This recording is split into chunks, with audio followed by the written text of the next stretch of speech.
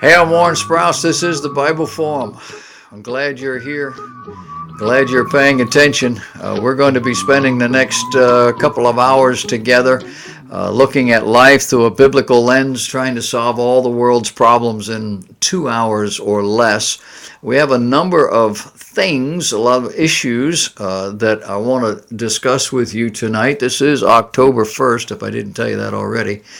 We have listeners, viewers from all over the world, and I had contact with a gal that I've known for 100 years, and she is originally, or at least her family's from Puerto Rico. And I asked about having family members over there, and she told me how much she appreciated the prayers and this and that and the other. If you'd like to contribute to the Puerto Rico Hurricane Relief Fund, it might not be a bad idea, something to do. They're really struggling over there. But there's been a lot of stuff that's happened this week, maybe things that you weren't paying attention to, things that maybe you're not even interested in, but you will be once I explain them to you. One of the things that happened this past week was that Hugh Hefner died.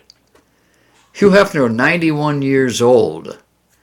The Bible tells us that a normal lifespan is about 70 years, 70. However, by reason of strength, the Bible says, we actually may achieve 80 years. Psalm 90, verse 10. Now, some take that to mean God's blessing, and yet that's not necessarily the point. Here's a man who did more to objectify women and to sully our whole culture with sexuality than probably anybody else in the world. The studies are in.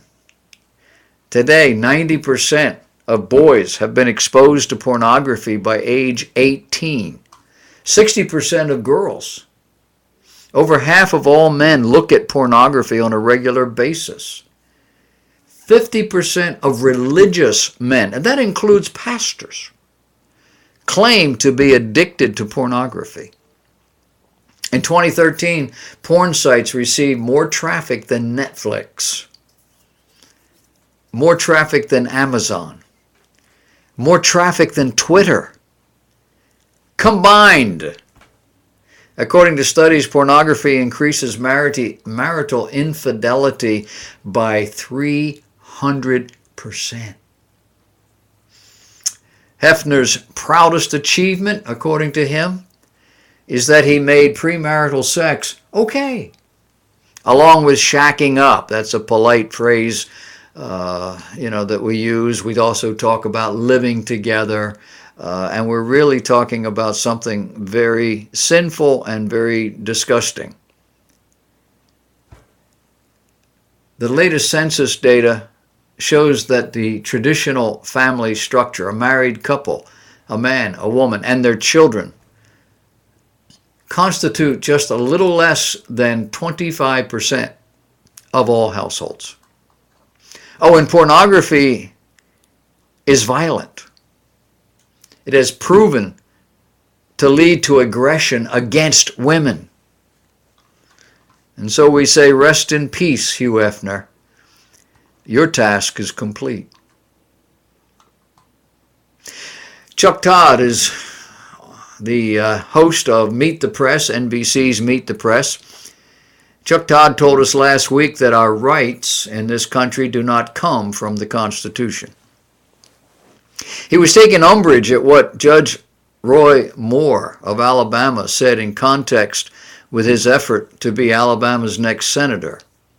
He said, first off, he doesn't appear to believe in the Constitution the way it's written.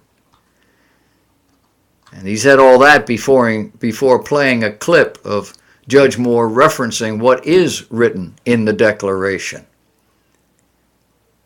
Judge Moore says our rights don't come from our government. They don't come from the Bill of Rights. They come from Almighty God. Now, Chuck Todd took that, turned it around, and he said, and this is a quote, now, that's just a taste of what our very fundamentalist views Views that have gotten him removed from office twice as Alabama's Chief Justice. Well, here's a note to Chuck Todd.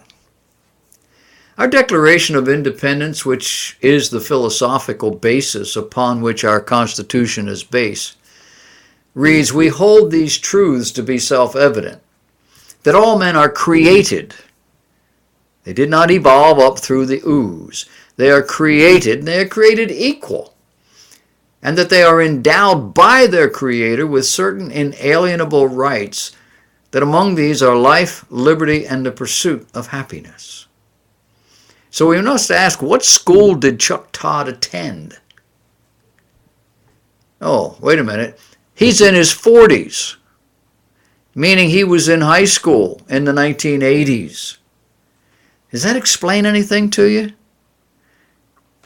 We keep talking about the fact that the liberals are trying to rewrite history.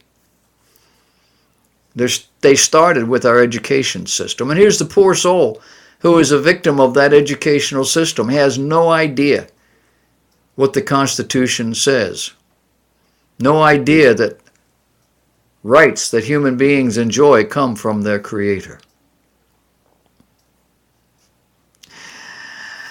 Down in Florida, they're fussing. There's apparently a cross that has stood in a city park in Pensacola, Florida, since World War II. But now we have folks who have risen up to say it's got to go. 3 petitioners have said that it offends them. And the 4th petitioner wants it to go because they would like to use that same ground for satanic practices. Oh, and 2 of those petitioners live in Canada. What are the odds that the cross will have to go? One of the 4 people who sued to tear down this historic cross lives outside of town. A second reserved the cross location for his own satanic practices, and the other 2 live more than 1,000 miles away. But all 4 of them say they are so offended, so injured by the very existence of the city's cross, a cross that has stood since World War II, that it has to be torn down. What do you think? You think it will go away?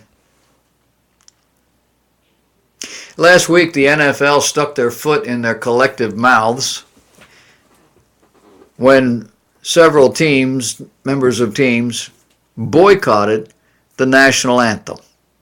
Now, they tell you they're not doing that they're merely seeking to draw attention to the racial disparity that plagues our nation. Something apparently inherent in our anthem, the one that, affirms America as the land of the free and the home of the brave. Only for them, apparently it isn't like that. You see, people are still being discriminated against. And they're being discriminated against based on the color of their skin, something they can't control. People of color are still, statistically, on the low end of the socioeconomic scale. People of color are not being given a fair chance. So we're not going to honor the flag until it changes. Well, I got a news flash, and I'm not alone. The news flash is, you guys are simply well-paid entertainers. You are not social experts. If you throw slop in our face, we'll probably stop paying to watch you play. Well, as the week unfolded, things did change, didn't they? The nation stood up, black, white, red, brown, and they said, stop, it's enough, no. Thursday night's football game in Green Bay illustrated the change as they all stood arm in arm. You see, black poverty is not the white man's doing. Not unless you count the various Democrat political leaders who have, over the last 50 years, set out to exploit the poor for their own purposes. Oh yeah, our welfare system is little more than social arsenic. It has served to keep people down. And that's a deliberate effort by our Congress, led by Democrats in the 60s, Lyndon Johnson, robbing these people of self-respect, weakening them with the purposeful breakdown of the family. Legalizing pornography is one way. Refusing to educate them and every other child in America, except those whose parents have the means or the purpose to make certain they get a proper education, meaning in a school outside the state system. And it's not about color or ethnicity. Our own U.S. Senator, Tim Scott, is a living testimony that wealth and social station are not the barriers these weak-minded and indoctrinated people think they are. Tim Scott's black. He grew up in a family, he and his mom. His mom had to work long hours, single mom. He lived in a bad section of town. He had to look out for himself and do what needed to be done. Tim Scott is now a U.S. Senator. Tim Scott is a wealthy man. Tim Scott is well respected in just about any circle he travels in or wants to. Why is it there are so many, black and white, who can't do that? Some of that is because they're not very smart. Most of it is because they've been encouraged by our liberal progressive government leaders to just stay home and take the money. I say about the Tim Scotts of this world, may their tribe increase. I'm going to talk about that a little bit later on in the show on a different level. Also found out this week that CNN is being sued. 175 former or current employees have signed on to a lawsuit. Did I mention the employees were black? What are they suing over? Discrimination based on the color of their skin. CNN? At CNN, African Americans receive lower salaries than other people. At CNN, African Americans receive lower performance ratings in evaluations. At CNN, black folks have endured slurs. Not from the guys that are out, pulling the wires and doing management. And in the lawsuit, they've quoted some of that, saying, it's hard to manage black people, end of quote. And who would be worth more, black slaves from time past or new slaves, end of quote. Liberals are not what you think they are. There's also a new book out by the son of the founder of Hamas. WorldNet Daily is reporting that Mossab Hassan Youssef has written a book. It's entitled Son of Hamas. His father, Sheikh Hassan Youssef, is one of the founders, one of the leaders of Hamas in the West Bank. Youssef the Younger was granted asylum in the United States back in 2010 after the Department of Homeland Security tried to deport him. In a 2010 interview, he said the ultimate goal of the Muslim Brotherhood, the movement that gave birth to Hamas, is not terrorism. Its primary goal is to establish a global Islamic state. Where else have you heard that? Oh, on the Bible Forum.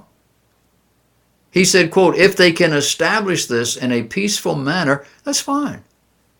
But they are required by the Quran to establish this global Islamic state on the rubble of every civilization, every constitution, every government. End of quote.